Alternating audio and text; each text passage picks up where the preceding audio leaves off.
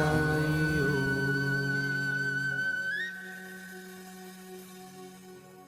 विष्णु गुरुदेवो महेश्वरः गुरुः साक्षात् परं ब्रह्म तस्मै श्री गुरुवे नमः। అమ్మల గన్నయమ్మ ముగురమ్మల మూలపుటమ్మ చాల పెద్దమ్మ సిరారులమ్మ కడుపారడి బుచ్చినయమ్మ దనిలో నమ్మిన వేల్పుటమ్ముల మనమ్ముల నుండి అమ్మ దుర్గమాయమ్మ కృపాబ్ది ఇచ్చత మహత్వ కవిత్వ పటుత్వ సంపదల్ సదా నింబ వృక్షస్య మూలాధివాసాత్ సుధాశ్రావిణం తిక్తమప్య ప్రియంతం తరుం కల్పవృక్షాధికం సాధయంతం నమామీశ్వరం సద్గురుం సాయినాథం. పలికెడిది భాగవతమట పలికించెడి విభుండు రామభద్రుండట నే పలికిన భవహరం బగునట పలికెద వేరుండు గాథ పలుకగనేల నీ పాదకమల సేవయు నీ పదార్చకుల తోడి నెయ్యముని తాంతాపారభూత దయయు తాపసమందార నాకు దయసేయగదే. ఈ ఏకనాథ్ భాగవతంలో 2వ అధ్యాయంలో చివరి ఈ పూర్ణ భక్తులు పూర్ణ ప్రాప్తి పొందిన భగవద్భక్తులు ఎలా ఉంటారో వారు జగత్తులో ఎలా ప్రవర్తిస్తారో ఇది చివరిగా చెప్పుకునేది. తర్వాత 3వ అధ్యాయం మొదలవుతుంది. ఒక్కటి మనం గుర్తుపెట్టుకోవాల్సిన విషయం, ఏకనాథ భాగవతాన్ని పదే పదే బాబా పారాయణ చేయమనేవారు. ఈ ఈ విషయం ఏమిటంటే మాయ గురించి, భగవద్ విభూతులు, బాబా లాంటి సమర్థ సద్గురువులు ఎవరైతే ఉన్నారో వాళ్ళ యొక్క లక్షణాలు, వాళ్ళకి భగవంతుడు ఎలా వసుడై ఉంటాడు, శిష్యులు ఏ రకంగా ఆ గురువుల్ని పట్టుకుని నేర్చుకోగలరు, ఇవన్నీ చాలా ఇంట్రెస్టింగ్ గా ఉండే విషయాలండి. ఏదో కథలు, పురాణ కథలు అవన్నీ చదివేస్తాం. కథలు చదవడం ఏమిటంటే అప్పటికి ఆనందంగా ఉంటుంది. మన చిత్తశుద్ధి కలగాలంటే మనం చేయవలసిన పని మననం చేసుకోవాలి పదే పదే. ఇక్కడ ఉన్న విషయాలు మనం ఇంకా 10th క్లాస్లోనే లేవు, పోస్ట్ గ్రాడ్యుయేషన్కి వచ్చేసాం. అలాంటి పుస్తకం ఇది. అంటే బాబా అనుగ్రహం వల్ల ఇంత గొప్ప గొప్ప విషయాల్ని. కానీ ఇంకొకటి గుర్తుపెట్టుకోండి, ఇవేమి కష్టమైన విషయాలు కాదు. ఏమిటంటే చిత్తశుద్ధి కలగడానికి, చిత్తశుద్ధి, ఈ హృదయం యొక్క సింహాసనం క్లీన్ గా ఉంటేనే కదండి భగవంతుడు వచ్చి కూర్చునేది. కాబట్టి అలాంటి జ్ఞానం వస్తే కదా అజ్ఞానం పోయేది. అలాంటి జ్ఞాన గని ఇది.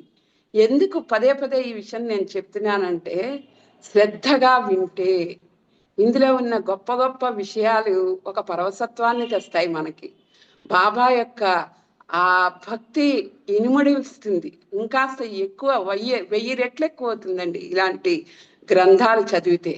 ఎందుకు బాబా చెప్పారు అంటే ఆయనకేం అవసరం లేదు, శిష్యులు వచ్చి వాళ్ళేమో ఆయన్ని ఉద్ధరించరు. ఆయన ఎవరైతే తపనతో గురువు యొక్క తత్వాన్ని తెలుసుకోవాలనుకుంటున్నారో వాళ్ళని ఉద్ధరించడం కోసం బాబా ఏకనాథ భాగవతాన్ని చదవమని, మననం చేసుకోమని, వీలైనంత ఆచరించమని బోధ చేసేవారు. అందుకని మనం ఈ బాబా యొక్క భక్తులుగా ఇంకాస్త ఉన్నతమైన స్థితికి వెళ్ళడానికి ఉత్సాహంగా విందాం, చదువుదాం అని నా ఉద్దేశం. ఆయన కృపతో ఇది అందరికీ అర్థం అవ్వాలి సులభంగా అని కోరిక. ఇంకా పూర్ణ భక్తులు, పూర్ణ ప్రాప్తి పొందిన భక్తులు ఎలా ఉంటారు? ఎవరి వాణి రామకృష్ణాది నామాలను అఖండ జపం చేస్తూ గర్జిస్తుందో వారి పాదాలకి తీర్థాలు సాష్టాంగం చేస్తాయి. గొప్ప గొప్ప దేవతలు కూడా స్వయంగా వచ్చి వారి చరణాలు పట్టుకుంటారు. మనం చెప్పుకుంటాం కదా, సాక్షాత్తు షిరిడి సాయి లాంటి వాళ్ళు నిర్వికల్పంగా ఉండే ఆ సాధువుల యొక్క పాదాలని లక్ష్మీదేవి పాదదాస అవుతుందిట. మాయ పాదాల వద్దే కూర్చుని ఉంటుందిట, ఆవిడకి అక్కడే ప్రశాంతత చిక్కుతుంది. అంటే మాయని వాళ్ళు తమ వశం చేసుకుంటారు, దేవతల్ని తమ వశం చేసుకుంటారు అని చెప్పడం. హరికీర్తన శ్రవణం, హరినామస్మరణ చేస్తున్నప్పుడు ప్రేమతో భక్తి వృద్ధి చెంది భక్తులకు దేహస్పృహే లేకుండా పోతుంది. అయితే ఎవరు ఏది ఎంత దాస్యాలు చేసి ఎంత ఉన్నా ఆయనకి, ఆయన హృదయంలో నిరంతరం ఏ పూర్ణ భక్తుడైతే ఉన్నాడో అలాంటి భక్తుడికి హృదయంలో ఎప్పుడు ఏముంటుంది? ఎవరు రాని, ఎవరు ఎంత గొప్పతనాన్ని ఆపాదించని ఆ స్వామికి ఆయన మనసు మాత్రం హరికీర్త శ్రవణం, హరినామస్మరణ చేస్తున్నప్పుడు ప్రేమతో భక్తి వృద్ధి చెంది భక్తులకు దేహస్పృహే ఉండదుట. నిరంతరం తన్మయ స్థితిలో ఉంటారు. వారు అంటారు, భగవద్భక్తి ధన్యం, ఇది 4 ముక్తులను మిథ్య చేసేసింది, పరమాత్మను నేనే అని నిశ్చయం అయిపోయింది. చూసారా, వారి మనస్సు స్థిరత్వాన్ని పొంది వారి బుద్ధి తేజోమయం అయ్యి వారి యొక్క ఆత్మలో వారు ఆనందాన్ని పొందే స్థితిలో వారు ఏమనుకుంటారంటే, భగవద్భక్తి ధన్యం, నేను ఈ భజన చేస్తున్న ఆ స్వామి నా హృదయంలో ఉండి నన్ను ధన్యుణ్ణి చేశారు. ఈ నేనే ఆ పరమాత్మని, నాలో ఉన్న ఆ పరమాత్మ, ఈ దేహం లేదు, పరమాత్మ తను ఒకటే అన్న ఆనంద స్థితిలో ఉన్నాడు ఆ భక్తుడు. ఇది ఎక్కడ గనక నామస్మరణ జరుగుతుందో అక్కడ కూడా వీళ్ళు వెళ్ళి తన్మయ స్థితిలో భజన చేసుకుంటూ ఆనంద స్థితిలో ఉంటారట. దానికి ఉదాహరణే ఏది? ఆంజనేయ స్వామి. తులసీదాసు భజన చేస్తే ఆయన పాటలు పాడుతుంటే రామభక్తుడు కదా అందరూ పరవశించేవారట. అలాగే రోజు ఆంజనేయ స్వామి వచ్చేవారట. వాళ్ళ గురువు గారు చెప్పారట, నువ్వు ధన్యుడివి తులసీదాసు, నీ కోసం రోజు ఆంజనేయ స్వామి వస్తున్నాడు అంటే, అవునా స్వామి, నేను ఎలా గుర్తుపట్టాలి అంటే, చూడు నువ్వే గమనించు, నీకు తెలుస్తుంది అని చెప్పారట. రోజు ఆయన భజన చేస్తున్నప్పుడు అందరూ వెళ్ళిపోయారట. ఒక అతను మాత్రం ఎక్కడో వెనకాల కూర్చుని ఒక పేద సాధువులాగా కూర్చుని ఉండేవాట. ఆయన అలాగా కళ్ళు మూసుకుని తన్మయత్వంలో ఉండి అలా 3 రోజులు అతను ఒక్కడే చివరి వరకు ఉండి తర్వాత కూడా వెళ్లకుండా ఉండడం చూసి అప్పుడు ఆయనకు అర్థమైందిట, ఈయన ఆంజనేయ స్వామి అయ్యి ఉండాలి అని. వెళ్ళి పాదాలు పట్టుకున్నారట. స్వామి, నువ్వు నీ రూపాన్ని నాకు చూపించాలి, నువ్వు ఎవరు అని.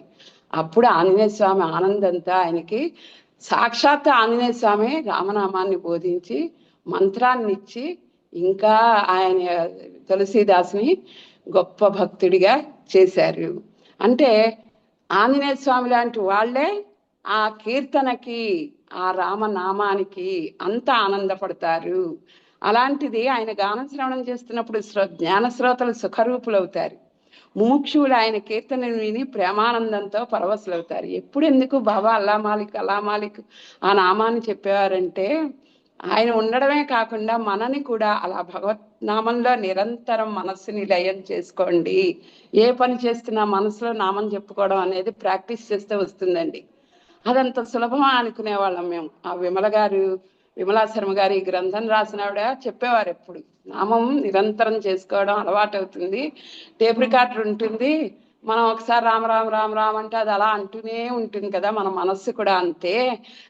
ఆ మనసుకి కనుక రికార్డ్ అయితే ప్రతి నిమిషం రామ రామ రామ రామ అంటూనే ఉంటుంది, సాయి సాయి సాయి అంటూనే ఉంటుంది. మీరు పని చేస్తున్నా, మీరు ఎవరితో మాట్లాడుతున్నా లోపల ఒక ఏ బుద్ధి అయితే ఉందో, మనస్సుకి అలవాటు చేయాలి. చేస్తే ఆ నామం అంత అఖండంగా పలకడం అనేది జరుగుతూ ఉంటుంది. అది మనకి కొంచెం అనుభవం అయింది, దాన్ని ఎక్కువ ప్రాక్టీస్ చేస్తే పూర్తిగా అనుభవం అవుతుంది. అలాంటి నామంలో ఉంటే స్వానంద బోధతో, బ్రహ్మోన్మాదం యొక్క పరమానందంతో వారు ఏమేమి చేస్తారో, ఈ సకల చరాచరం అంతా వారికి పూర్ణానందంతో నిండినట్లు, స్వానందంతో శబ్దిస్తున్నట్లు అనిపిస్తుంది. ఇంకా ఎక్కడ చూసినా నిరంతరం వారికి ఆ నామమే ఉంటుంది. అయితే ఈ నామాన్ని ఏ బుద్ధితో చేయాలి అంటే సాత్విక బుద్ధి. అందుకే సాత్వికం ఉన్న చోట ఏ సత్వం ఉంటుందో అది భగవతత్వాన్ని తెలుసుకో. నామం చేసే కొద్దీ మనస్సు సాత్విక బుద్ధికి వెళ్ళిపోతుందండి. అంటే తామసం నుంచి రాజసం నుంచి సాత్విక బుద్ధికి వెళ్ళిపోతుంది. అందరినీ దయగా చూడడం, మనస్సుని ఏ రకంగానూ వక్ర మార్గానికి వెళ్లకుండా ఆ నామం నియంత్రిస్తుంది. అప్పుడు ఎప్పుడైతే నామం మనని నియంత్రించిందో, ఈ లోపల ఉన్న మాలిన్యాల్ని నియంత్రిస్తుందో సాత్విక బుద్ధి వస్తుంది.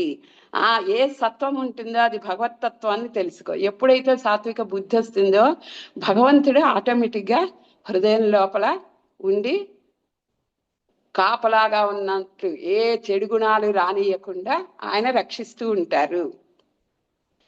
ఆ ఎప్పుడైతే సాత్వికం వల్ల భగవంతుడు వస్తాడో ఆ సత్వం వల్ల మహత్వం, హరి రూపంతో మాన్యత ప్రాప్తిస్తుంది. మాన్యత అంటే గొప్పతనం అండి. ఆ హరి రూపం అనే ఆ గొప్ప స్థితి ఏదైతే ఉందో అది వాళ్ళ హృదయంలో ప్రవేశిస్తుంది. ఈ స్థితిలో వారి చీమను చూసి కూడా అది హరి రూపమే అనుకుని వందనం చేస్తూ ఉంటారు. ఈగని చూసి కూడా అది భగవత్ స్వరూపమే అనుకుని అనన్య భావంతో శరణు పొందుతూ ఉంటారు. ఎక్కడైతే పుష్టి, తుష్టి, క్షుధనాశము ఈ మూడు భోక్తకు భోజనం ఒకేసారి ఎలా ప్రాప్తిస్తాయో, మనం భోజనం చేస్తే 3 లాభాలు ఉంటాయండి. ఒకటి దేహానికి పుష్టినిస్తుంది, తృప్తినిస్తుంది, తుష్టి ఆనందాన్ని ఇస్తుంది, ఆకలి బాధను భరించలేం. ఆ భోజనం చేశాక అమ్మయ్య ఎంత హాయిగా ఉందో అని ఆనందాన్ని అనుభవిస్తాం. పుష్టి, తుష్టి, క్షుధానాశం ఈ 3 ఏ రకంగా అయితే భోజనం చేస్తే జరుగుతాయో, భగవద్భజన వల్ల 3 లాభాలు ఉన్నాయిటండి. ఆ త్రిపుటి ఏమిటి అంటే భక్తి, విరక్తి, అనుభవ ప్రాప్తి. చూసారా, ఫస్ట్ భక్తి వస్తుంది. భక్తి ఎప్పుడైతే ఎక్కువ అవుతుందో మన లోపల, చెప్పాను కదా మీకు, మన లోపల ఎన్నో వాసనలు, ఎన్నో మనోభావాలు ఉంటాయి. అవన్నీ కూడా వదిలి విరక్తి భావన అంటే ఇదంతా మిథ్య, భగవంతుడే సత్యం, ఆయన్ని పట్టుకుంటే ఇంకా నాకు ఏమీ అక్కరలేదు అనే భావన మనకి, మనం ఒకరోజు ఏదైనా ఒక భజన, ఒక సత్కార్యం పెట్టుకున్నాం అనుకోండి, ఆ రోజు మన మనస్సు వేరే విషయాలను ఆలోచించదు.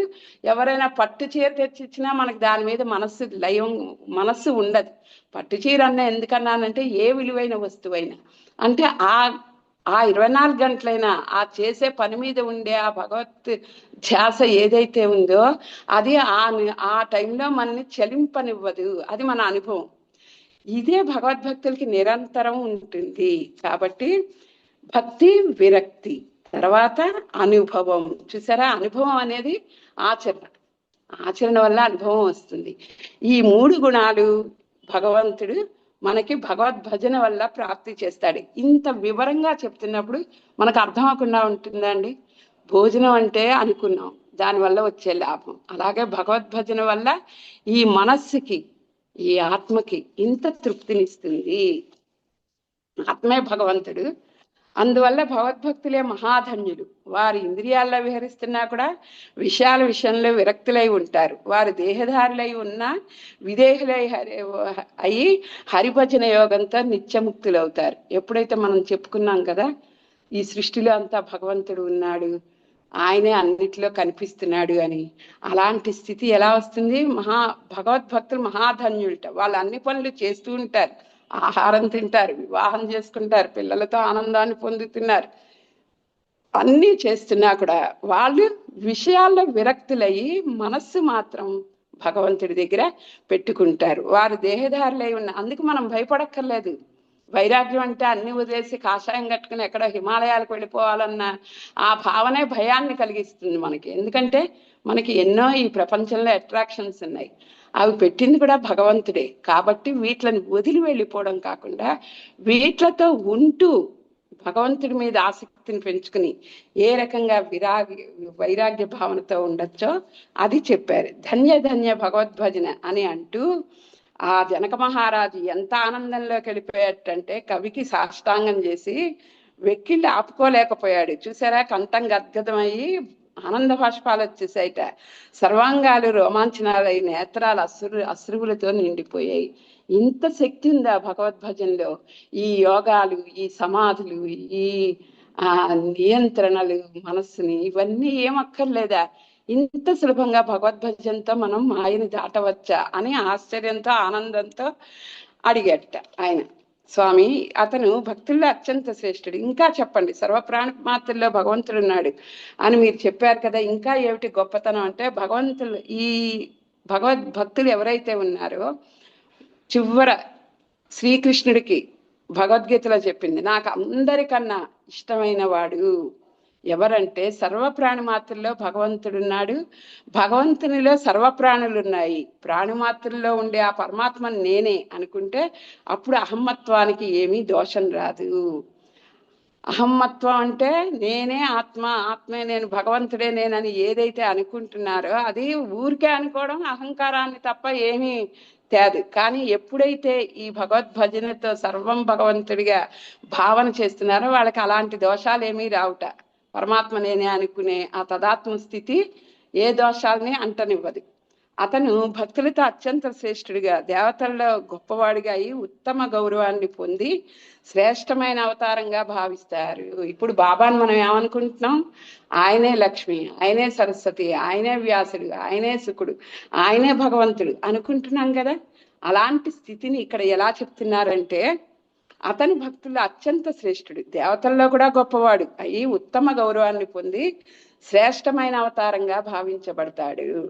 సాక్షాత్ రాముడు, కృష్ణుడు అందరూ కూడా ఇలాంటి సాధువుల్ని, ఋషులని దర్శనం చేసుకుని వారికి సాష్టాంగ నమస్కారం చేసేవారు. అంటే వారు భగవత్ స్వరూపులని తెలుసుకుని కూడా ఇలాంటి భగవద్భక్తులకి ఇంత వినమ్రంగా ఉండడం అనేది అది ఓన్లీ ఆ అఖండ భజనతో నేనే అన్ని అనుకున్న భక్తుడికే సాధ్యమవుతుంది. యోగులలో అగ్రగణ్యుడు అతనే, జ్ఞానుల్లో శిరోమణి అతనే, సిద్ధులలో మకుటమణి అతనే అని స్వయంగా శ్రీకృష్ణుడు చెప్పారు. చూసారా ఇలాంటి స్థితి బాబాది అనేది. దానికి ప్రతి నిమిషం ప్రతి విషయంలో మనకి బాబా కనిపిస్తారండి. అలాంటి వాళ్ళు నాకు చాలా ఇష్టలు అని ఆ పరబ్రహ్మ స్వరూపమైన ఆ కృష్ణుడు చెప్తున్నాడు. అంటే మనం దీన్ని కృష్ణుడే బాబా అంతగా ఆయన వారిని ప్రేమిస్తారు. యోగుల్లో అగ్రగణ్యుడు అతనే, జ్ఞానుల్లో శిరోమణి అతనే, సిద్ధులలో మకుటమణి అతనే. ఎంత పొగుడుకున్నా, ఎంత స్వామిని గురించి మనం చెప్పుకున్నా అది మన ఆనందాన్ని ద్విగుణీకృతం చేస్తుంది. కాబట్టే ఇలాంటి గ్రంథాలని పదే పదే వినాలి, చదవాలి. ఇది ఇక్కడ సర్వప్రాణులో భగవంతుడు, భగవంతుడిలో సర్వప్రాణులు అన్నాను చూడండి. అక్కడ ఒక చిన్న కథ గుర్తొస్తుంది. ఒకసారి కృష్ణుడు రేపల్లకి వచ్చాడు. ఆయన రాజుగా పరిపాలన చేస్తున్నప్పుడు తల్లిని చూడ్డానికి ఒకసారి వచ్చాడు. వచ్చినప్పుడు తల్లి రాధ కోసం వచ్చేవాడు. ఆ రాధను చూడడం కోసం వచ్చాడు. తల్లిని దర్శనం చేసుకుని తల్లితో ఆనందంగా కాసేపు గడిపి యమున ఒడ్డుకి రాధాదేవి దగ్గరికి వచ్చాట. రాధాదేవి అలాగ తపస్సు స్థితిలో ఉంది. భగవంతుని ప్రార్థన చేసుకుంటాను. వచ్చి కూర్చున్నారు. ఆయన కూర్చున్నారు. ఆవిడ కళ్ళు తెరవట్లేదు. రాధా, నేను నీ కోసం వచ్చాను అన్నారు. అప్పుడు ప్రశాంతంగా కళ్ళు తెరిచిందిట. నేను ఇంతసేపు నుంచి ఇక్కడ నీ కోసం ఎదురు చూస్తున్నాను, నువ్వు నన్ను గుర్తించలేదా అని అడిగితే, స్వామి నాకు అనన్య భావన ఎక్కడుంది? ఈ నదిలో ప్రతి నీటి బిందువులో నువ్వు కనిపిస్తున్నావు. ఈ చెట్ల ఆకులలో ప్రతి ఆకులో నువ్వు కనిపిస్తున్నావు. అణువులో నువ్వు కనిపిస్తున్నావు. నాలో కూడా నువ్వే కనిపిస్తున్నావు. అప్పుడు నువ్వు విడిగా నాకు ఎక్కడ కనిపిస్తావు? చూసారా, అద్వైత పరాకాష్ఠ భక్తి అంటే ఇదే. అలాంటి భక్తి ఉన్న వాళ్ళని భగవంతుడు వదులుకుంటాడా? ఆయన ఆశ్చర్యపోయి తనలో రాధను చూసుకున్నట్ట. రాధ తనలో కృష్ణుని చూసుకుంటే కృష్ణుడు తనలో రాధను చూసుకున్నాడు. భగవద్భక్తి అంటే అలా ఉండాలి. బాబాను అంతగా తెలవాలి. కొంతమంది అలాగా తదాత్మతతో ఆనందంతో బాబా గురించి చెప్తూ ఉంటారు చూడండి. అప్పుడు మనకు వాళ్ళలో బాబాయే కనిపిస్తాడు. ఎందుకంటే వాళ్ళు అంతగా చక్కగా బాబా యొక్క మాటల్ని ఆ బాబా చెప్పినట్టే అంత మార్ధవంగా అంత ఇదిగా చెప్తూ ఉంటారు. అది చూస్తుంటే బాబాయ్ మనకు వాళ్ళ కనిపిస్తారు. నన్ను ఒక ఆవిడ పలకరించేది. ఆ పలకరించేప్పుడు నేను ఇలా ఊరికే ఏదో ఇలా భజనలు ఏకనాథ్ భాగవతం చెప్తాను అంతే కదా. ఆవిడ నన్ను మీ బాబాయ్ ఎలా ఉన్నారు అని అడిగింది. నాకు ఎంత ఆశ్చర్యం వేసింది. ఎందుకంటే అలా అడిగారన్నా. మిమ్మల్ని చూస్తే నాకు బాబాయ్ గుర్తొస్తారండి అంది. అంటే ఎందుకు? ఆయన యొక్క ఈ లీలలు చెప్పుకుంటూ మనం ఎప్పుడైతే తదాత్మత చెందుతున్నామో ఆ నిమిషంలో వారి హృదయంలో బాబా వాళ్ళకి దర్శనం అవుతోంది అనేది నాకు అర్థమైంది. ఎందుకంటే అందరూ ఇది సాధించవచ్చు భక్తితో అని అనిపించింది అనమాట. అది ఒక నిమిషం లేండి, మన మనసు ఎప్పుడు అంత స్థిరంగా ఎక్కడ ఉంటుంది. కానీ ఆవిడ అంత గుర్తు పెట్టుకుని నేను కనిపించినప్పుడు నన్ను అలా పలకరించడం నాకు ఎంత ఆనందం అనిపించిందంటే, ఇంతకన్నా జన్మకి ధన్యమే ఉంటుంది. దీన్ని నిరంతరం నిలుపుకునే స్థితిని ఈ స్వామి అని దండం పెట్టుకోవాలనిపించింది. అంటే అలాంటి స్థితి ముందు అన్నీ కూడా ఇది. అలాంటి రాధాకృష్ణుల ప్రేమ ఎందుకు చెప్పానంటే, భగవంతుడు అంతగా వాళ్ళకి వశమై ఉంటాడు. ఇక్కడికి పూర్ణ భక్తుల యొక్క స్థితిని, ఉత్తమ భక్తుని స్థితిని కూడా ఈ భావన వల్లే ఉంటుందని నీవు నిశ్చయంగా తెలుసుకో. ఇప్పుడు మధ్యమ భక్తుడు ఎలా భజిస్తాడు? భక్తుల్లో కూడా రకాలు ఉంటాయి కదండి. మనం ఇంకా బాబా దగ్గర మొదలు శిష్యుడిగా వచ్చినప్పుడు ఎలా ఉంటారు, ఆ తర్వాత వాళ్ళు సేవ చేసుకుని ఎలా తయారవుతారు, చివరికి బాబా వాళ్ళని ఏ స్థితికి తీసుకెడతాడు అనేవి కూడా మనం తెలుసుకోవాలి కదా. అయితే ఈ మధ్యమ భక్తుని భక్తి ఇలా ఉంటుందని గుర్తుంచుకో. మనం అన్నీ తెలుసుకోవాలండి. ఎందుకంటే మనం తెలుసుకుంటే మనం ఏ స్థితిలో ఉన్నాం, మనం ఇంకా ఉన్నత స్థితికి ఎలా వెళ్ళాలి అనేది. అసలు భక్తులు అని చెప్పుకునే అర్హత కూడా మనకి లేదు అన్న భావన కూడా వస్తుంది మనం చదువుతూ ఉంటే, వింటూ ఉంటే. ఓ రాజా, మధ్యమ భక్తి ఇలా ఉంటుందని గుర్తుంచుకో. ఏమిటి? వాళ్ళకిట ఈశ్వరుడే ఉత్తమోత్తముడు, వారి భక్తులు మధ్యములు, అజ్ఞానులే అధములు. వాళ్ళ భావన అలా ఉంటుంది. ఎవరిది? మధ్యమ భక్తుల భావన ఎలా ఉంటుందంటే, సాక్షాత్తు భగవంతుడే సర్వం, సర్వాంతర్యామి, ఆయనకి మించినది ఏది లేదు. అయితే వారి భక్తులు అంటే ఈ సాధువులు వీళ్ళందరూ మనం దర్శనం చేసుకుని నమస్కారం పెట్టుకోవచ్చు, మధ్యములు అనుకుంటారట. అజ్ఞానులే అధములు అనుకుంటారట. అజ్ఞానులు, వీళ్ళు అధములు, అసలు వీళ్ళు ఎందుకు పనికిరాని వాళ్ళు. ఈ రకంగా వాళ్ళ భావనలో నిరసన ఉంటుంది. అంటే భక్తులు అన్న అహంకారం వల్ల అవతల వాళ్ళని వీళ్ళు అజ్ఞానులే అవ్వచ్చు, కానీ అలాగ అనుకుంటారట మధ్యమ భక్తులు. ద్వేషపూర్తులే అత్యంత పాతకులు అని అతను అనుకుంటాడు. చూసారా, పాతకుల్ని ఇప్పుడు చెప్పాను కదా, దుర్మార్గం చేసేవాళ్ళు, చెడ్డవాళ్ళు, వ్యసన పరులు, వీళ్ళందరినీ చూస్తే మనం దూరంగా ఉంటాం. బాబాయ్ వాళ్ళ దగ్గరికి వెళ్ళకూడదు. పైగా ద్వేషిస్తాం. పోనీ దూరంగా ఉంటాం కానీ ద్వేషిస్తాం. ఇది మధ్యమ భక్తుడి గుణాలు. ఈశ్వరుడి మీద మాత్రం అతనికి శుద్ధ ప్రేమ ఉంటుంది, భక్తుల్లో ఒట్టి స్నేహభావం ఉంటుంది, అజ్ఞానులపై కృపాదృష్టితో ఉంటాడు, జీవుల్ని ద్వేషించే వారిని తను నిరంతరం ఉపేక్షిస్తూ ఉంటాడు. ఇది మధ్యమ భక్తి. ఓ రాజా, మధ్యమ భక్తి ఇలా ఉంటుంది. ఇంకా ప్రాకృత భక్తుని స్థితి విను. ఇంకా ప్రాకృత భక్తుడు ఎలా ఉంటాడంటే, రాతి విగ్రహమే ఇతనికి దేవుడు. అక్కడి నుంచి బయటికి వెళ్ళారండి కొంతమంది. మూఢ భక్తులు ఉంటాయి రకరకాలు. ఇప్పుడు అవి వాటి గురించి మనం చెప్పుకోక్కర్లేదు, అందరికీ తెలిసిన విషయాలే. ఆ మూఢభక్తి ఎంతలా ఉంటుందంటే, అక్కడికి అతనికి పూర్తి భక్తి రాతి విగ్రహం మీద తప్ప మనస్సు, జ్ఞానం వీటి మీద తెలియదు. ఈ అనుభవం, ఈ జ్ఞానం వాళ్ళకి అంతగా ఉండదు. భక్తులకు లేక సంతులను చూసి వెంట్రుక వాసైన దేహాన్ని వంచరు. పైగా అహంకారం. వాళ్ళ భక్తులేమిటి, అసలు మనుషుల భక్తులేమిటి, మనుషులకు దండం ఎందుకు పెట్టాలి, ఇలాంటి అహంకారం ఒకటి ఉంటుంది. వారి స్వప్నంలో కూడా ఎన్నడూ ఇంకా మామూలు మనుషులను చూస్తే వాళ్ళు అసలు ఏ సన్మాన బుద్ధి అంటే గౌరవం, వినమ్రత ఇవేం ఉండవు వాళ్ళకి. ఇది ప్రాకృత భజన అనేది తెలుసుకోవాలి. ఇప్పుడు మనం మధ్యమ భక్తుల గురించి ఏం చెప్పుకున్నాం? వాళ్ళకి అజ్ఞానికులపై కృపాదృష్టి ఉంటుంది, జీవుల్ని ద్వేషించే వారిని కూడా ఉపేక్షిస్తారు, ఈశ్వరుడి మీద మాత్రం వాళ్ళకి శుద్ధ భక్తి ఉంటుంది, భక్తులతో ఒట్టి స్నేహం చేస్తారు. వాళ్ళు నాకు స్నేహితులండి, వాళ్ళు నాకు బాగా పరిచయం అండి అని చెప్తారు, కానీ అంతకన్నా భగవంతుడే గురువు అన్న ఆ జ్ఞానం వాళ్ళకి రాదు. అది మధ్యమ భక్తి. ఇంకా ఈ భక్తి, ప్రాకృత భక్తి అనేది విగ్రహాన్నే దేవుడు అనుకుంటారు. వాళ్ళు ఎంతసేపు పూజలు, కోరికలు, వాటికి తగ్గ తంత్ర విద్యలు, మంత్ర విద్యలు, ఇలాంటివి వాటితో ఆనందపడిపోతూ ఉంటారు. ఏమనుకోద్దు, ఒక విషయం చెప్తాను. ఎంతో మంది వేదాంగాలు చదివిన వాళ్ళు కూడా, పండితులు, మహామహా గొప్పవాళ్ళు ఈ ప్రపంచంలో అనేక మంది ఉన్నారండి. వాళ్ళు కూడా ఎంత ఈ భగవద్భక్తి, ఈ రకంగా మధ్యమ భక్తి, ఈ ప్రాకృత భక్తిలో మునిగిపోయి ఉంటారంటే, వర్ణాశ్రమాల్లో లీనమైపోయి వాళ్ళు చదివినది వాళ్ళు అర్థం చేసుకున్న రీతిలో అందరికీ వాళ్ళ అభిప్రాయాల్ని రుద్దుతూ భగవంతుడి యొక్క నిర్వచనాన్ని కూడా మార్చేసి అంత పాండిత్యం ఉంటుంది ఉండడం. కానీ ఏ ఆత్మజ్ఞానం అయితే ఉందో, ఇప్పుడు చెప్పిన భగవంతుని లక్షణం, అందరిలో భగవంతుని చూడగలిగే ఆ స్థితి ఏదైతే ఉందో దానిని అందుకోవడం అంత పాండిత్యం ఉన్న వాళ్ళకు కూడా అంత సులభం కాదండి. అందుకే మనం శ్రద్ధగా ఈ విషయాలన్నీ ఉంటే గౌరవం ఇవ్వాలి వాళ్ళకి. వాళ్ళు కూడా భగవంతుడి కోసమే పాటుపడుతున్నారు. కానీ ఇది ఈ మనస్సు యొక్క ఈ సింహాసనం, ఈ ఆత్మ యొక్క స్థితిని ఎవరైతే తెలుసుకుని క్లీన్గా ఉంచుకుంటారో, వాళ్ళు ఇంకా ముందుకు వెళ్ళగలరు అని చెప్పడానికి ఈ 3 రకాల భక్తుల గురించి చెప్పారు. ఇక్కడ ఎక్కడైతే ఈ ప్రాకృత భక్తి ఉందో, ఈ ప్రాకృత భక్తి నుంచి మన్ని ఉత్తమ స్థితికి ఉత్తమ భజన స్థితికి తీసుకెళ్లే శక్తి సాయిబాబాకి ఉంది అని మనం సాయిబాబా గురించి ఆ విషయంలో చెప్పుకుందాం.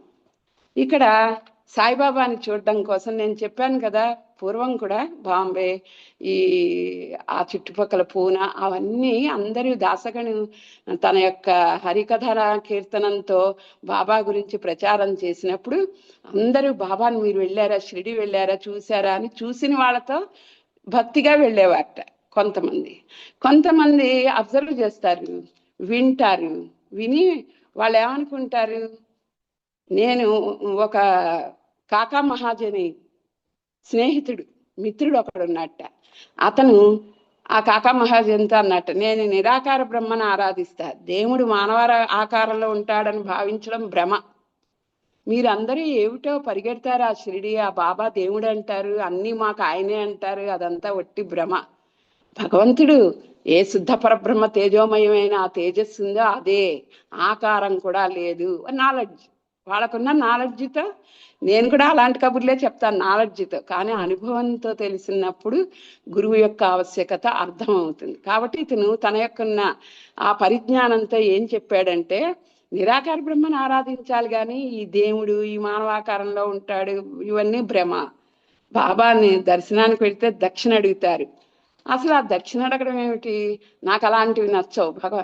ఎంతో మంది అండి సాధువుల దగ్గరికి మనం అడిగితే భయం మనకి. ఏమిటో తెలుసా, వాళ్ళు విమర్శించింది వినలేక చెవులు మూసుకోవాలి మనం. అందుకని ఎవరికి అడగకుండా మన భక్తి మనం చేసుకుందాంలే, మనని మనం ఉద్ధరించుకుందాంలే, ఇంకోళ్ళ విషయంలో మనం తలదూర్చకూడదు అనేది మనకి అలాగా అనిపిస్తుంది. అలా మాట్లాడతారు చాలా మంది గురువుల గురించి. అది చాలా తప్పు. మా గురువు గారు చెప్తారు, పొరపాటున కూడా సాధువులని గురించి ఒక్క మాట నోటితో అనకండి. ఎందుకంటే మనం ముందే శ్రీకృష్ణుడు చెప్పింది విన్నాం కదా, సాధు నింద ఎప్పటికీ మంచిది కాదు.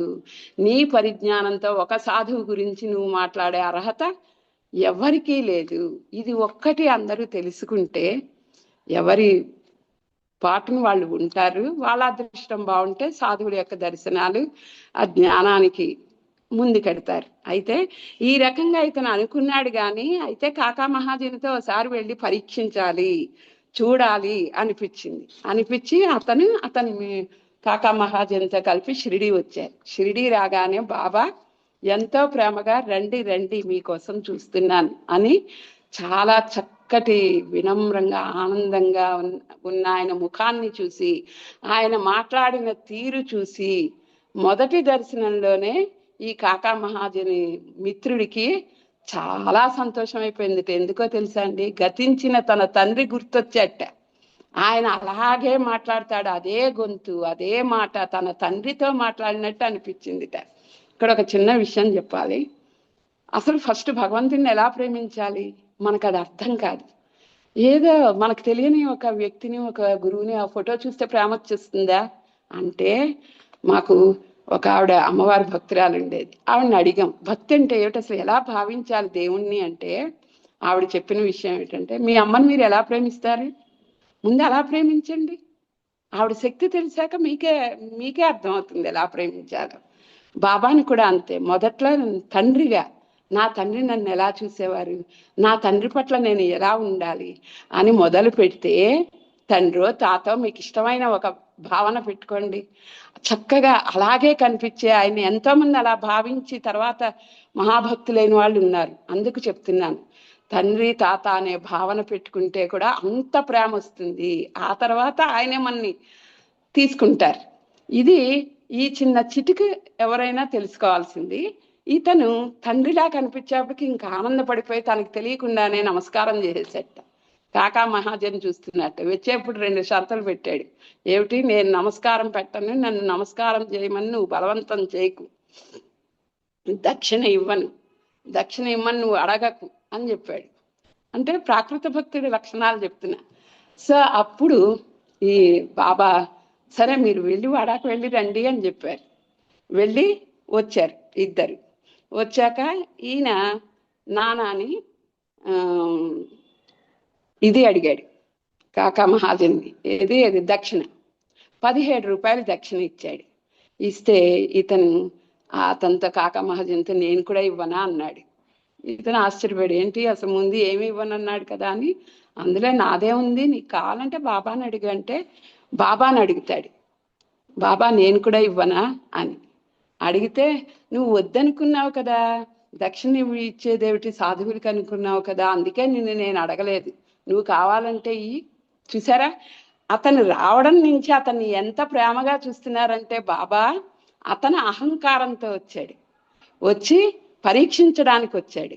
కానీ ఈయన మాత్రం చేసిన పని ఏమిటి, అలాంటి వాళ్ళకి అంత ప్రేమని అతను ఎక్స్పెక్ట్ కూడా చేయడు, అంత ప్రేమని చూపించి అతన్ని ఎంతో మందిని నీ దక్షిణ నాకేం అక్కర్లేదని తోసే బాబా ఇతన్ని ప్రేమగా నువ్వు వద్దనుకున్నావు కాబట్టి ఇవ్వలేదు, ఇప్పుడు తీసుకుంటాను అని అన్నారట.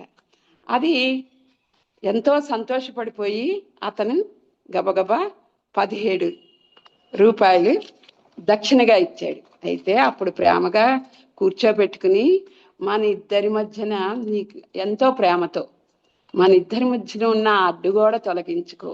మనకిను భగవంతుడికి గోడ ఏమిటండి, అహంకారం, నేను నాది. ఆయన కౌశలం మనకు తెలియదు, ఆయన గొప్పతనం మనకు తెలియదు. మన గురించి మనం చాలా గొప్పగా అహంకారంతో ఊహించుకోవడం మాత్రం మనకి తెలుసు. కాబట్టి ముందు నువ్వు ఆ అడ్డుగోడ తీసేయి, ప్రేమతో మంచి భావనతో నువ్వు నా దగ్గరికి రా, అప్పుడు మన మార్గం ప్రశస్తమవుతుంది. ప్రశస్తమైన మార్గం అంటే మంచి పూలబాటలాగా అవుతుంది. అప్పుడు నా నుంచి నువ్వు ఎన్నో తెలుసుకుంటావు అని చెప్పడానికి అర్థం ఏమిటంటే, నువ్వు ముందు ప్రేమతో నా దగ్గరికి అర్థించడానికి వస్తే నీ మార్గం సుగమం అవుతుంది అని చెప్పడానికి ఆయన ఆ రకంగా చెప్పారు. ఎప్పుడు కాకా మహాజన్ వస్తే 10 రోజులకి తక్కువ కాకుండా ఆయన్ని పంపించేవారు కాదు. అలాంటిది ఇతని కోరిక లోపల ఏమిటి, మళ్ళీ అతని కాకా మహాజన్ నాతోనే రావాలి అని మిత్రుడు కోరుకున్నాడు. అందుకని ఈ కాకా మహాజనితో నువ్వు కూడా అతనితో వెళ్ళు అని చెప్పారు. ఇవన్నీ కాకాకి కూడా ఆశ్చర్యం వేసిందిట. ఇతని దక్షిణ ఇవ్వడం ఏమిటి, బాబా నన్ను ఇంత వెంటనే పంపించడం ఏమిటి, ఆహా ఇతనికి బాబా ఎంత అనుగ్రహాన్ని ఇచ్చారు అని. ఇంకా అతను ఎంతో సంతోషంగా కాకా మహాజని మళ్ళీ వందనం చేసి వెళ్ళేటప్పుడు కాకా మహాజన్ తనతో వస్తున్నాడు, ఆనందంగా వెళ్ళబోతుంటే మాధవరావు అన్నట్ట, బాబా ఉరుములు మెరుపులతో వర్షం వచ్చేట్టుంది, వీళ్ళ ప్రయాణం చాలా కష్టం అయ్యేటట్టు ఉంది అంటే, ఏమీ లేదు వాళ్ళు వెళ్ళని అని చెప్పారట. అయితే ఇతను ఇంకా భక్తిలో మొదటి మెట్లో ఉన్నాడు కాబట్టి, ఇదేంటి ఇలా చెప్పారు ఈయన, ఈ కాకా మహాజన్ విరివాడిని నమ్మేశాడు, ఎంత విశ్వాసం, ఆయన చెప్పారు కదా ఏం పర్వాలేదులే పద అంటాడు. అన్నప్పటికీ ఇతను ఆశ్చర్యపోతాడు అనమాట. ఈ ఒక పక్క చూస్తే ఉరుములు మెరుపులతో పెద్ద వర్షం వచ్చేట్టుంది, ఇంకా షిరిడి వెళ్ళి అక్కడ గోదావరి నది దాటి ఆ కోపర్గం చేరుకుంటే అక్కడి నుంచి ట్రైన్లో వెళ్ళాలి, ఇంత ఉంది అని అనుకుంటూ ఉంటాడు. అయితే కాకా మహాజన్ ఉత్సాహంగా బయలుదేరుతాడు, ఇతను వెనకాల బయలుదేరుతారు. నిజంగానే ఆ గోదావరి నది ఎంతో ఉధృతంతో ప్రవహిస్తుంటే నావ వేసుకుని వెడతారు. వెళ్ళి ట్రైన్ ఎక్కుతారు. ఎక్కిన వెంటనే ఉరుములు మెరుపులతో పెద్ద వర్షం వస్తుంది. అప్పుడు కాకా మహాజన్ చెప్తాడు, చూసావా బాబా అంటే అది కౌతుకం, ఆయన అనుకుంటే దేనినైనా ఆపగలడు, మనం సుఖంగా వెళ్ళగలమని బాబాకి తెలుసు, అది ఆయన ఆశీర్వాదం, ఆయన వాక్కే భగవంతుడి వాక్కు అని చెప్తే ఇతను భక్తుడైపోయాడండి. చూసారా, ఇలాగ ప్రాకృత భక్తి నుంచి మధ్యమ భక్తుడు కూడా కాదు, ఉత్తమ భక్తుడు అయిపోయాడు. అది సాధు పురుషుల అనుగ్రహం అంటే. ఆ రకంగా అతను ఆనందపడిపోయి ఇంటికి రాగానే ఇతనికి కొన్ని ఏళ్ల నుంచి ఒక పుండు ఉంది కాలి మీద, అది ఎంతకీ మానట్లేదు. ఎన్ని మందులు వాడినా ఏం చేసినా పాపం అది బాధ పెడుతూనే ఉండేది అప్పుడప్పుడు. అలాంటి పుండు చాలా కొద్ది రోజుల్లో పూర్తిగా మానిపోయింది. ఇది బాబా యొక్క అనుగ్రహం. అలాగే ఇంకొక ఇలాంటి సందేహంతో అహంకారంతో వచ్చిన ధరంసి కాకా మహాజని అతను ఉద్యోగం చేసేవారు. అతను యజమాని ఈ కాకా మహాజనికి. ఎప్పుడు చూస్తే ఇతను షిరిడి పెడతానని సెలవు తీసుకోవడం, 8 రోజులు ఉండి కానీ రాకపోవడం, ఇవన్నీ చూసి ఏమిటది పిచ్చా నీకేమైనా, అలాగ లీవులు పెట్టేసి ఇంటికి కూడా వాడుకోడు అతను లీవులు. ఎంతసేపు బాబా దగ్గరికి వెళ్ళడానికి లీవులు వాడుకుంటాడు, వచ్చి మళ్ళీ ఉద్యోగం చేస్తూ ఉంటాడు. ఆశ్చర్యపోతాడు, ఏం నీకేమైనా పిచ్చా, అంత భక్తి ఏమిటి, ఉద్యోగం మానేసి మరీ వెళ్ళి కూర్చుంటావని. అంటే నీకు తెలియదు బాబా గురించి, ఆయన మహాత్ముడు, ఆయన సన్నిధిలో ఉంటే ఇంకా ఏమీ అక్కర్లేదు అనిపిస్తుంది అని. ఆహా అలాగా, అయితే నేను కూడా ఒకసారి నీతో వచ్చి చూస్తాను ఆ సాధువు ఎవరో అంటాడు.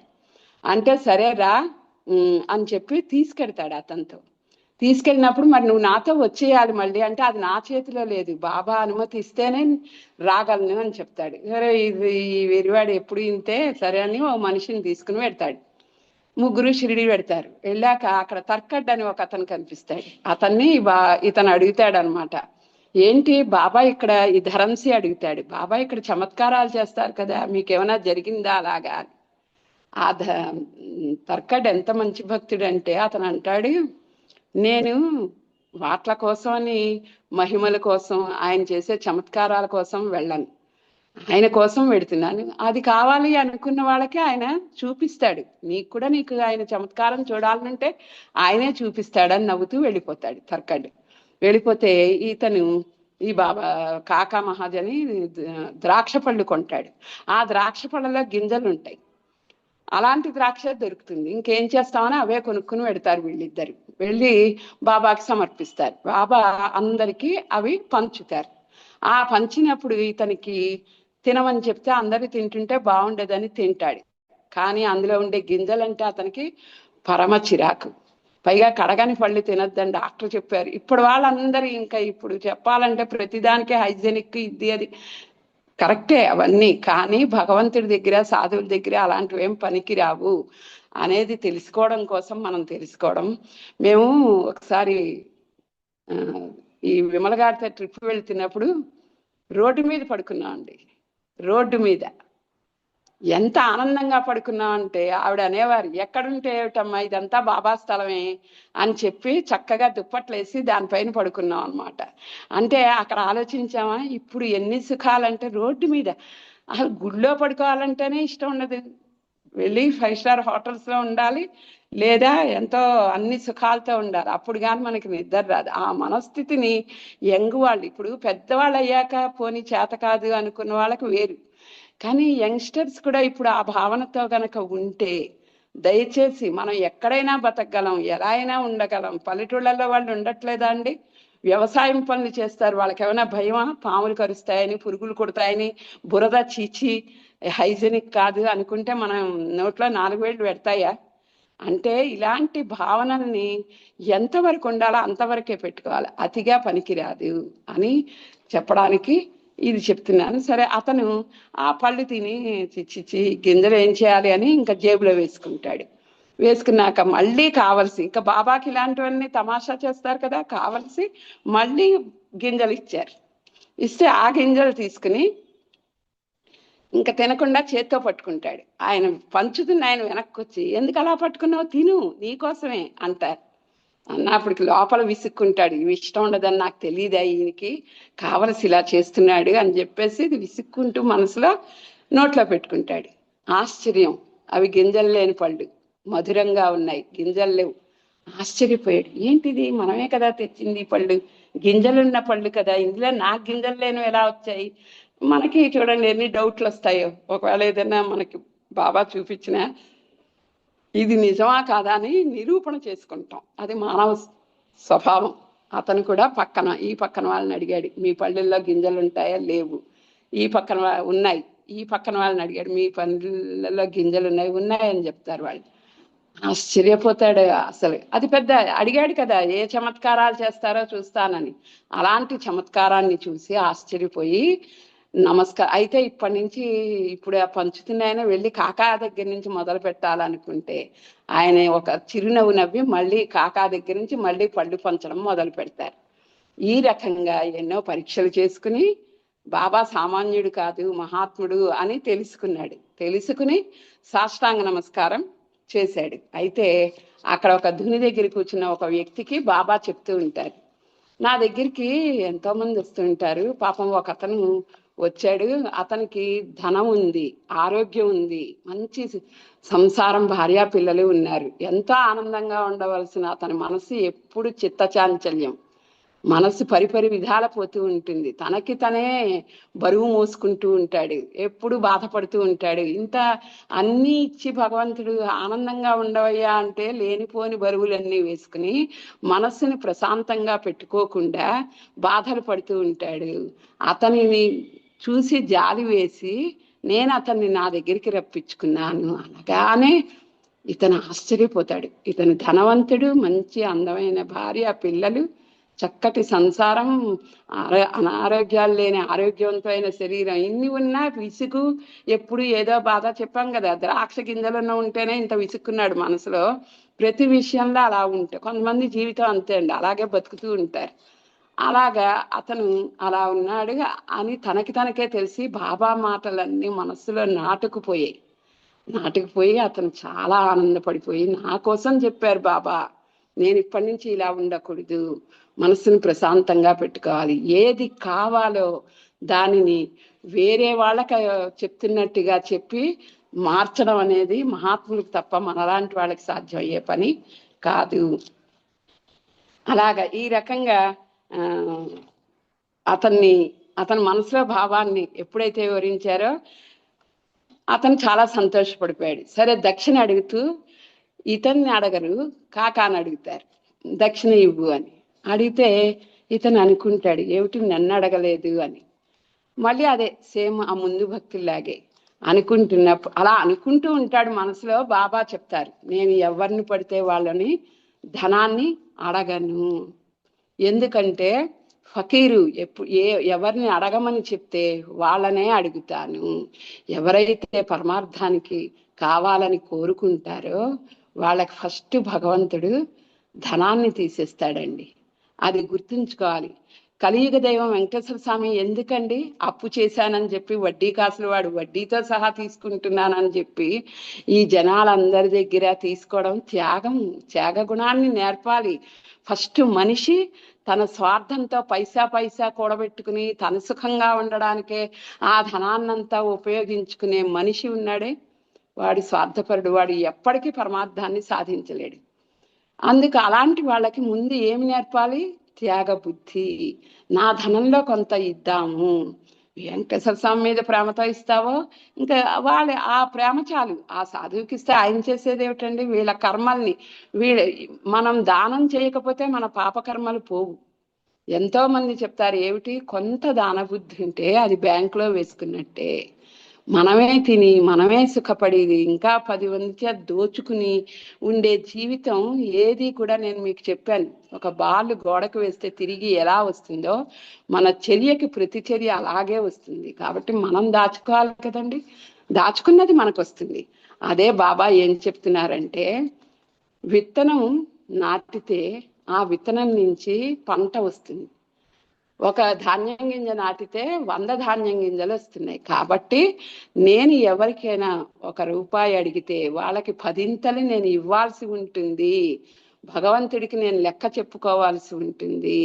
అంటే ఆయన పూర్ణ కాముడు, ఆయనకి ఏం అక్కర్లేదండి. అలాంటి ఆయన ఎందుకు దక్షిణ అడుగుతున్నారు అన్నది ఆలోచించాలి కదా. ఇవన్నీ ముందు దక్షిణ ఇవ్వను, దండం పెట్టను అని వచ్చిన వాళ్ళకి బాబా ఇండైరెక్ట్ గా ఈ రకంగా బోధ చేస్తే వాళ్ళకి అది అర్థమయ్యి తీరుతుంది. ఎందుకంటే మనం చేసే కర్మలు, మనం చేసే చెడ్డ పనులు అన్నీ మనకు తెలుసు. వాటిని తీసేస్తాను స్వామి 1 రూపాయి అంటే ఇవ్వకుండా ఉంటామా? తప్పకుండా ఇస్తాం. ఆ రకంగా ధనాన్ని త్యాగం చేయడం, ఇచ్చే బుద్ధి ఉంటేనే కదా భక్తి పరమార్థం సాధించేది. ఇది విని ధరంసి అప్పుడు అనుకుంటాడు, నేను ఎంత మూర్ఖుణ్ణి, ఇలాంటి మహాత్ముడికి పాదాభివందనం చెయ్యను, దక్షిణ ఇవ్వను, పైగా ఇతనేం సాధువు, దక్షిణ తీసుకునే సాధువు ఒక సాధువా అని మూర్ఖంగా ఆలోచించాను అని సిగ్గుపడిపోయి తనకి తను సాష్టాంగ నమస్కారం ఎంతో భక్తితో చేస్తాడు. చేశాక అప్పుడు ఆయన అతన్ని కాకా మహాజనికి వెంటనే పర్మిషన్ ఇస్తాడు వెళ్ళడానికి. ఇద్దరు ఆనందంగా వెళ్ళిపోయారు. ఈ రకంగా బాబా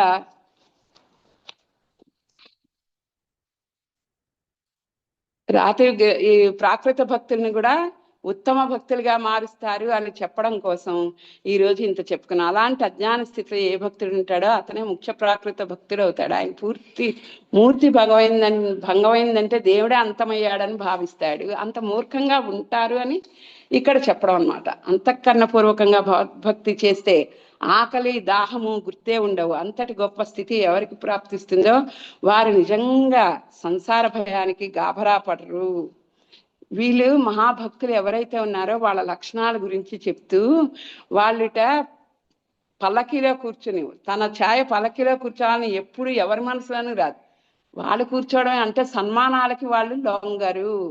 మనసులో కూడా నన్ను ఎవరో సన్మానించాలి, నన్ను ఎవరో పొగడాలి, ఇవన్నీ కూడా అనుకోరుటండి. ఇవన్నీ చదివి చదివి విని విని ఇప్పుడు మనం ఎన్నో చెప్పుకున్నాం. ముందరే అందరూ ఏం చెప్తారు? బాబా నా చేత పలికిస్తున్నారు. సాక్షాత్తు పోతను కూడా అంత అద్భుతంగా రాసి పలికెడిది భాగవతం అట, పలికించేవాడు రామభద్రుండట అని అన్నట్టు అన్ని బాబాయే చేయిస్తున్నారు అని అనుకోవడం ఎందుకు అంటే, ఈ రకంగా పొగడ్తలకి లొంగడం కానీ సన్మానాలకి ఆనందపడడం కానీ ఇవన్నీ కూడా మన జీవితానికి ఎందుకు ఉపయోగించవండి. మనస్సు ఎప్పుడు భగవద్భజనలో నింపుకుంటే ఇవన్నీ ఉత్తమ శిష్యుల్లో ఉండవు, సాధువులలో ఉండవు అనేది ఇక్కడ. ఇంకా ముద్దకి శ్రీరామ స్మరణ చేస్తే ఆ అన్నమే పూర్ణ బ్రహ్మం అవుతుంది. ఓ జనక రాజా, ఈ రకంగా భక్తులు ఈ విషయంలో ముక్త స్థితిని అనుభవిస్తారు. మనంటండి అన్నం తినేప్పుడు కూడా ప్రార్థన చేసుకుని తింటాం కదా, అది ఆ స్పృహ మనకి చిన్నప్పటి నుంచి నేర్పాలి. అలాగ మనం గనక నిజంగా చేయగలిగితే ఆ యొక్క పదార్థం కూడా అన్నపూర్ణ బ్రహ్మమే అవుతుంది, ఎంతో రుచిగా ఉంటుంది. ఇక్కడ ఇక్రాల భరద్వాజ గురించి చెప్పుకోవాలి. ఆవిడ భార్య చెప్పేవారు, ఎప్పుడు నామస్మరణ చేస్తూ, ఆయన లెక్చరర్ కాలేజీకి వెళ్ళేవారు, వచ్చి భోజనం చేయడానికి కూర్చున్నప్పుడు ఆవిడ నామస్మరణ చేస్తూ చెయ్యమని చెప్పేవారట. ఏదైనా ఒకరోజు ఈ పిల్లలతో ఏదో గొడవ, ఎప్పుడు నామస్మరణ చేస్తూ చేసేవారట ఆవిడ. ఏదో గొడవతో ఎప్పుడైనా మైండ్ డిస్టర్బ్ అయ్యి నామస్మరణ చేయకుండా చేస్తే రాగానే ఆయన ఇలా ముద్ద నోట్లో పెట్టుకోగానే, ఈరోజు నువ్వు నామస్మరణ చేయకుండా చేసావు కదా అని చెప్పి వదిలి వెళ్ళిపోయేవారట. అంటే ఆయనకి ఎలా తెలిసింది అనేది ఆశ్చర్యం. అంటే మనం గనక అలాగ భగవద్భక్తితో అనన్యంగా చేసే ఆ భోజనం ఏదైతే ఉందో అది కూడా భగవదర్పణం అయిపోతుంది. ఆ అర్పణమైన భగవంతుడి యొక్క భోజనం మనకి ఎంతో రుచిగా ఉంటుంది. అందుకే చూడండి, అందరూ గుళ్ళకెళ్ళి ప్రసాదాలు ఎందుకు తీసుకుంటారు? ఆ ప్రసాదంలో ఒక రుచి ఉంటుంది. ఆ రుచి ఏమిటి? భగవంతుడి యొక్క దృష్టి. ఆ దృష్టి దాని మీద పడింది. ఆ రసంలో ఆ బ్రహ్మార్పణమైన ఆ భగవంతుడి యొక్క రసం కాబట్టి బ్రహ్మరసంగా మనం దాన్ని ఎంతో ఆనందిస్తాము. ఈ రకంగా మనం అతను ఇంకా అరక్షణం పాటు చిత్తవృత్తి నుండి యువతలకు వచ్చిన అప్పుడు ముల్లోకాల్లోని సంపద అతని చేతుల్లోకి వస్తుంది. ఇంకా సంపద దగ్గర ఎంత నిరపేక్షగా ఉంటాడంటే ఆయన, దానికి ఉదాహరణ మనం ఎంతో మందిని చూస్తాం కదా, సాధువుల్ని. ఇంకా బాబా అయితే అసలు ఆయన భగవత్ స్వరూపం, ఆయనకి ఏం అక్కర్లేదని చెప్పుకుంటాం. అలా చాలా మంది ధనాన్ని ఆశించరు. నిజానికి వాళ్ళు తలుచుకుంటే లక్ష్మి ఆయన జేబులో ఉందిట. బాబా గురించి చెప్పుకోవాలంటే మనకి ఎంతైనా సరిపోదు. ఆయన ఇచ్చే దాన ధర్మాలు చూసి ఒక క్రిస్టియన్ని అంటే ముస్లిం అయినా హిందూ అయినా ఆయనకి ఎక్కడ ఆయన పక్షంగా మాట్లాడతారో అని అప్పటి బ్రిటిష్ వాళ్ళు క్రిస్టియన్ని పెట్టారట ఆయన దగ్గర చెకింగ్కి. చూడు, నువ్వు అబ్జర్వ్ చేస్తా, అతని డబ్బు ఎక్కడి నుంచి వస్తుంది, అంతమందికి అన్నదానాలు ఎక్కడి నుంచి ఇస్తున్నారు, ఆయనకి ఎంతో మంది దక్షిణలు ఇస్తారట, ఆ దక్షిణని ఆయన ఎక్కడ దాస్తున్నాడు అన్ని అబ్జర్వ్ చేయమని పంపిస్తే వాడు చూశారట. వచ్చే ఒక అతను క్రిస్టియన్ అతను వచ్చి చూశారట. అబ్జర్వ్ చేస్తే బాబా ఆశ్చర్యం ఏంటంటే, ఒకరోజు 100 రూపాయలు ఇలా జేబులో నుంచి తీసి ఒకళ్ళకి 10, ఒకళ్ళకి 15, ఒకళ్ళకి రూపాయి అలా దానం చేస్తూనే ఉండేవారట. వాళ్ళ అర్హతలను బట్టి భక్తులకి తీసుకోవడం. ఒకరోజు 200 తీసుకుని ఉండొచ్చు దక్షిణ, ఒకరోజు 10 రూపాయలే తీసుకునేవారట. కానీ ఆయన దానానికి మాత్రం ఎక్కడా లెక్క ఉండేది కాదుట. భోజనాలు ఎక్కడి నుంచి వస్తున్నాయి, ఆహార పదార్థాలు ఎలా నడుస్తుంది, ఇంకా ఇప్పుడు గుళ్ళల్లో చేసేవి మనకు అర్థం అవుతాయి, ఏవో దానికో లెక్కలు ఉంటాయి. కానీ బాబా దగ్గర ఆ లెక్కలే ఉండేవి కాదు. ఆయన సంస్థ ఏర్పరచలేదు, ఏమీ లేదు, ఆశ్రమం లేదు, ఏమీ లేదు. నిరాడంబరంగా తన జేబులో నుంచి ఎవరికి అవసరం అప్పటికప్పుడు అంత వచ్చేది. అంటే ఆ లెక్కను పెట్టలేక ఒక నమస్కారం చేసి, సాక్షాత్ క్రీస్తుకి తప్ప ఎవరికి సాధ్యం కాదు ఇలాంటి స్థితి, ఆయన ఎక్కడి నుంచి ఏమీ తేవట్లేదు, ఎక్కడా దాచట్లేదు, ఆయన ఒక ఫకీరు మాత్రమే అని స్టేట్మెంట్ ఇచ్చి ఆ బ్రిటిష్ వాళ్ళకి అతను కూడా మహాభక్తితో క్రీస్తే సాక్షాత్ అనుకుని వెళ్ళిపోయాడు. అదండి బాబా యొక్క ఆ గొప్పతనం. అందుకే అలాంటి వాళ్ళు, త్యాగరాజు నిధి చాలా సుఖమా, రాముని సన్నిధి చాలా సుఖమా.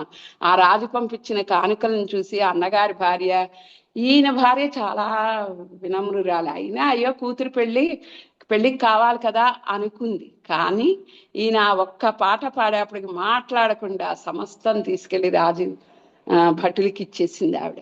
అదండి భక్తి అంటే. అంటే అంతగా భగవంతుల్లో లీనమయ్యి ఆ రాముడే చూసుకుంటాడు అనుకుంటే, ఆ త్యాగరాజు కూతురికి వాళ్ళంతటి వాళ్ళు సంబంధం వచ్చి పెద్ద కాశీ పండితుడు వచ్చి చేసుకుని వెళ్ళాడు. అది అలాగ జరుగుతాయి వాళ్ళకి అని మనకు తెలుసు. ఇంకా రామకృష్ణ పరమహంస, రమణ మహర్షి వీళ్ళందరూ కూడా ధనయందు ఎంత ఉదాసీనంగా ఉండేవారో తెలుసు. త్రైలోక్య వైభవం కంటే కూడా బ్రహ్మదేవుని పదవి అతి గొప్పది. చూసారా, ఎన్ని రకాల వైభవాలున్నా నీకు స్వర్గానికి పంపిస్తాను, సాక్షాత్తు లక్ష్మీదేవికి దగ్గరికి పంపిస్తాను ఎన్ని చెప్పినా వాళ్ళకి ఏమీ అక్కర్లేదు.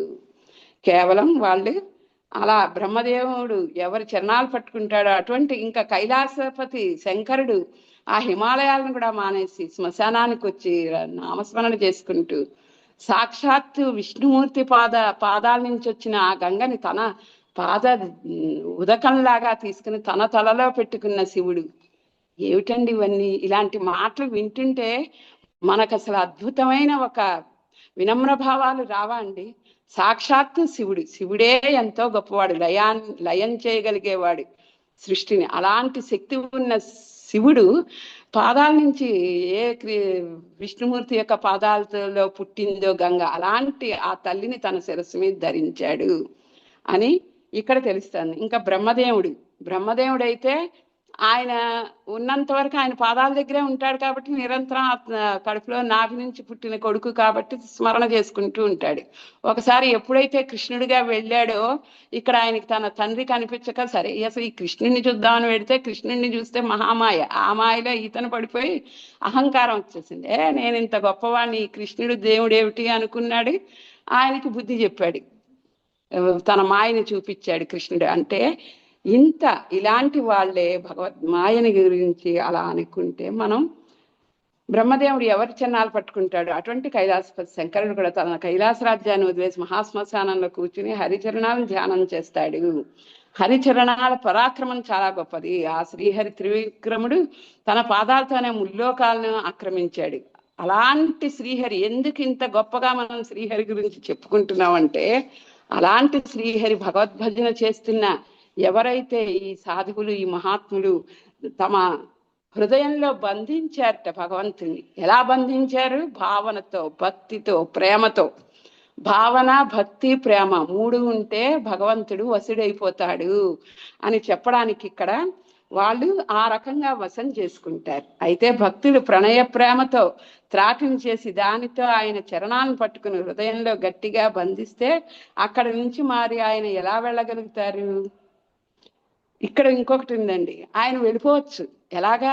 బలవంతుడు, సాక్షాత్తు రాక్షసుల్ని చంపినవాడు, అతి బలవంతుడు. అలాంటి భగవంతుడు ఒక మామూలు సాధారణ వ్యక్తికి ఎలా లొంగిపోతున్నాడు, ఎలా బంధింపబడుతున్నాడు అనడానికి చిన్న ఉదాహరణ హిరణ్యకశిపుడు లాంటి మహా రాక్షసుని చంపగలిగిన వాడు కేవలం ఆ హిరణ్యకశిపుడిని చంపాక ఉగ్ర రూపంతో ఆయన ఎంత రౌద్రాకారం ఉంటుంది సింహానికి, అలాంటి రౌద్రం నుంచి బయటికి రావట్లేదట. నారదాది మహామునులు కూడా ఏమి భయపడిపోయారట. ఎవ్వరు దగ్గరికి, లక్ష్మీదేవి కూడా దగ్గరికి వెళ్ళలేకపోయిందిట. అలాంటి సమయంలో చిన్న బాబుగా ఉన్న ఆ ప్రహ్లాదుడు భక్తితో పాడిన పాటకి తన ఉగ్ర రూపాన్నంతా సంహరించుకొని తన ఒడిలో కూర్చోబెట్టుకుని ఆయన ఆ రకంగా ప్రహ్లాదుణ్ణి, అంటే ఆ భక్తికి బందీ అయిపోయాడు. చూసారా ఎంత గొప్ప పరాక్రమవంతుడైన మహాత్ముడో అలాంటి మహాత్ముడు భక్తికి వాళ్ళ హృదయంలో బందీ అయిపోయాడు. ఇంకా అప్పుడు వేరే స్థానం ఎక్కడుంది భగవంతుడికి? పైగాట భగవంతుడు అమ్మో వీడు లేకపోతే నేను ఈ భక్తిని అనుభవించేది ఎలాగా అని ఆ భక్తుడు ఏ పని చేస్తే ఆ పనిలో ముందే ఆయన నుండి పనులు చేస్తారట. అలాంటి గొప్ప స్థితి మహాత్ములది, గురువులది అని చెప్పుకుని ఎంతో చెప్పాలనుకుంటానండి, చాలా విషయాలు. కానీ మనకున్న ఈ సమయంలో ఇవి చాలా గొప్ప విషయాలు, వీటిని స్పష్టంగా చెప్పాలి అనే ఒక తాపత్రయంతో ఆ వాక్యాలుగా చదువుతాను. అందుకు మనం ఇంకా ముందు భగవంతుడు మాయ అంటే ఏమిటి, ఈ 2వ అధ్యాయం ఈ రోజుతో సమాప్తి అయింది. రేపు 3వ అధ్యాయం, శనివారం 3వ అధ్యాయంలో మాయ, విష్ణుమాయ అంటే ఏమిటి, భగవంతుడి యొక్క సృష్టి, భగవంతుడి యొక్క ఆ కౌతుకం, ఆ కౌశలం ఏమిటి, ప్రళయం అంటే ఏమిటి, అంత శక్తి ఆయనకి. సృష్టిని సృష్టించగలడు, పరిపాలించగలడు, లయం చేసుకోగలడు. ఈ 3 యొక్క స్థితులు మనం చెప్పుకుంటాం. ఇది అద్భుతమైనది. 3వ అధ్యాయం కూడా కొత్త కొత్త విషయాలు మనకు తెలుస్తూ ఉంటాయండి. తెలిసిన వాళ్ళకి ఎలాగా తెలుస్తాయి, తెలియని వాళ్ళు తెలుసుకుంటే దాంట్లో ఉన్న ఆనందాన్ని మనం తెలుసుకోగలం. కాబట్టి చెప్పడం, ఒక పద్యం చెప్పుకుని, భగవంతుడు సర్వాంతర్యామి కదా, ఇప్పుడే చెప్పుకున్నాం కదా. కలడంబోది కలండు గాలి గలడాకాశంబునం గుంభిని కలడ అగ్ని దిశలం బగుళ్ళు నిశలం ఖజ్జోత చంద్రాత్మలం గలడోంకారమునం త్రిమూర్తుల త్రిలింగ వ్యక్తులం దంతటన్ కలడీసుండు గలండు తండ్రి వెదుకంగా నేల నీయా ఎడన్. ప్రహ్లాదుడు ఎక్కడున్నాడు నీ హరి చూపించంటే, కలడ అంబోది సముద్రంలో ఉన్నాడు, గాలిలో ఉన్నాడు, ఆకాశంలో ఉన్నాడు, భూమిలో ఉన్నాడు, అగ్నిలో ఉన్నాడు, దిశలలో ఉన్నాడు, పగలున్నాడు, రాత్రున్నాడు, సూర్యుల్లో ఉన్నాడు, చంద్రుల్లో ఉన్నాడు.